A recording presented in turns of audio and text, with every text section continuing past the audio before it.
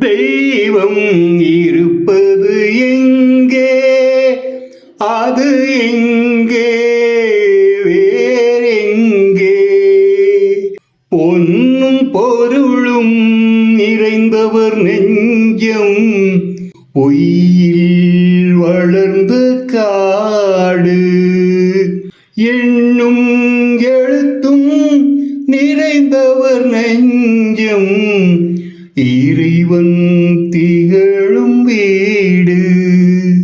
ஆடை அணிகளும் ஆடம்பரங்கள் ஆண்டவன் விரும்புவதில்லை. அங்கொரு கண்ணும் எங்கொரு கண்ணும் ஆலய வழிபாடில்லை. தெய்வம் இருப்பது எங்கே?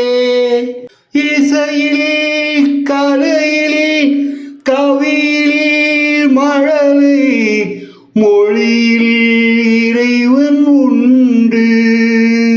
இவைதான் தெய்வம் என்பதை அறிந்தால் ஏற்கும் உனது தொண்டு.